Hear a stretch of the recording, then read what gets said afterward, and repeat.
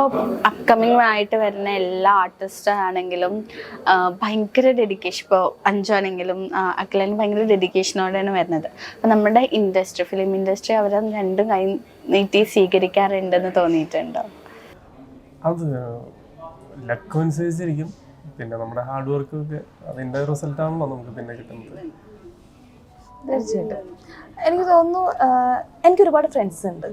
അപ്പം ഞാൻ ചില സമയത്ത് എല്ലാവരുടെയും ലൈഫിലൊരു പോയിന്റ് വരില്ലേ, നമ്മൾ കഴിഞ്ഞു എന്നുള്ളൊരു സംഭവം. ചില സമയത്ത് നമുക്ക് ചെറിയ ചെറിയ ഡിപ്രഷൻസും കാര്യങ്ങളൊക്കെ ഒബ്വിയസ്ലി വരാം. അപ്പം ഞാൻ പറയും കഴിഞ്ഞ് മതി, ഇനി റെഡി ആവില്ല, കഴിഞ്ഞ്. അപ്പം എനിക്കറിയില്ല, എൻ്റെ ചുറ്റുമുള്ള കുറച്ച് ആൾക്കാരുണ്ട്, അവർ വന്നിട്ട് എന്നോട് പറയും നിനക്ക് ചെയ്യാൻ പറ്റും, നീ ചെയ്യേ, നീ അല്ലാതെ പിന്നെ ആരാ ചെയ്യുക. അതിലൊന്നും എനിക്ക് തോന്നുന്നു നമ്മുടെ ഫ്രോളി എപ്പോഴും പറയും, ഞാൻ എന്തെങ്കിലും ഒരു നെഗറ്റീവിലേക്ക് പോകുമ്പോൾ പറയും നീ ചെയ്യ്.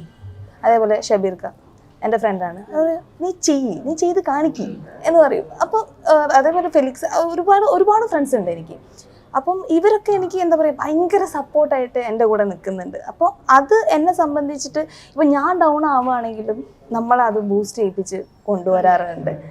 അതെ, പിന്നെ രണ്ട് സംഭവങ്ങളുണ്ട്. ചില സമയത്ത് നമ്മളെ പറയുമല്ലോ, ഓ നീ ബെസ്റ്റാണ് ചെയ്യ്, ആ സംഭവമുണ്ട്. അതെ, സെൽഫ് മോട്ടിവേഷൻ. അത് ചില സമയത്ത് കൂടുതലാണ്, അതേപോലെ തന്നെ ചില സമയത്ത് അതേപോലെ കുറഞ്ഞു വരും. ചില സമയത്ത് നമുക്ക് തോന്നും ഇത് വേണ്ട, ഇട്ടെറിഞ്ഞ് പോകാനായിട്ട് ഇതൊക്കെ തോന്നും. അത്രയ്ക്ക് മതിയാവും, നമുക്ക് സ്ട്രഗ്ലിംഗ് ആണല്ലോ. അപ്പോൾ ഈ പറഞ്ഞ പോലെ ഒരുപാട് ഫ്രണ്ട്സും ഉണ്ട്. അപ്പോൾ അവരൊക്കെ ഇങ്ങനെ ആ ഒരു മോട്ടിവേഷനിലും, പിന്നെ എൻ്റെ ഫാമിലി ഭയങ്കര സപ്പോർട്ടാണ്.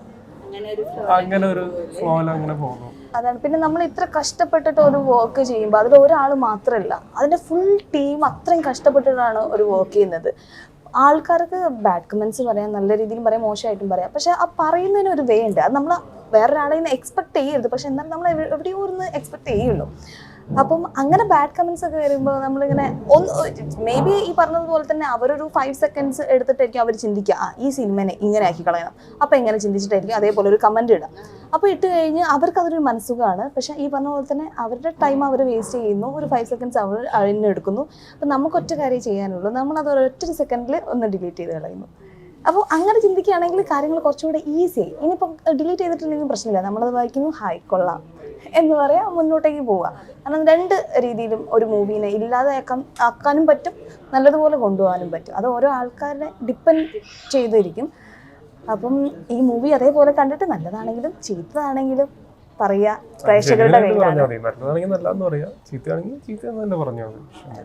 അപ്പോൾ ഇത്രയും നേരം നമ്മളിപ്പോൾ ടൈം സ്പെൻഡ് ചെയ്തതിന് താങ്ക് യു സോ മച്ച്.